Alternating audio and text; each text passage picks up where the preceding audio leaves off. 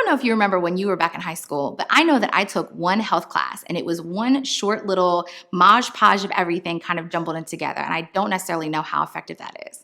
My name is Dr. Amy Hager and I'm an education reform strategist. And in this video, we're going to be talking about the importance of health education and how it's going to improve not just the kids' health, but also our children's safety.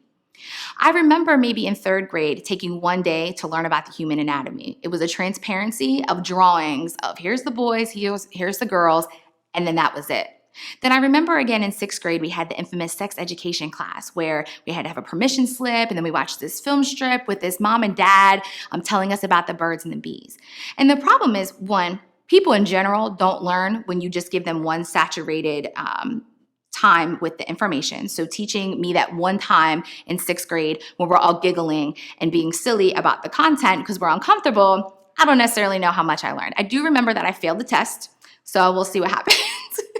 The other issue we have is the health class in high school. You can kind of choose when you want to take it, and you could wait till your senior year. And a lot of that information in regards to like sexual health, just physical health, mental health, drug abuse, the things that get covered in that one little class, I needed to hear all that stuff in middle school. I needed to know about drug and alcohol dangers before I got into high school and could have been peer pressured. This information is not being given ahead of time, and it's given in isolation.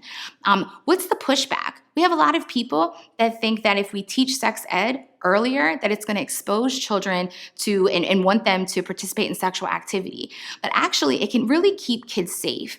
If in preschool and kindergarten, we're already talking about using the proper names for body parts, it can actually keep kids safe from getting abused.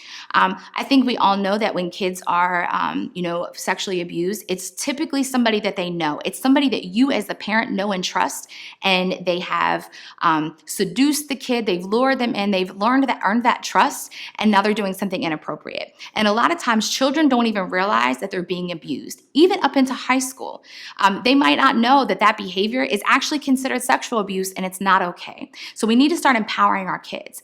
They do this in some other countries. In Australia, they actually start the health education in kindergarten and they cycle it through and they teach things that are age appropriate. But teaching a 5-year-old the names of her body parts is completely appropriate. We need to kind of get away from this, it being taboo or over-sexualizing it, making it uncomfortable. There's nothing uncomfortable about teaching the proper words and keeping our kids safe. It's really important that we take our health education a lot seriously. It is not an elective. It should be just as important as teaching kids math or reading and writing. We need to keep them healthy, talking with them about mental health, incorporating all of this and making it a priority in our education. So if you're a school teacher and you're kind of thinking, hey, you know what, you're right. And maybe I teach math, but is there a way that I can incorporate health education? I'm a science teacher. Is there a way that I can pepper it in? Even if you're an English teacher, even something simple as having an article or a warm-up kind of relating to health education in general and peppering that in, that is something as teachers we can immediately start doing before we really push to major change where curriculum reform is happening. So if you have any tips or questions or comments, please make sure you go ahead and leave a comment below. And I'll talk to you guys next time.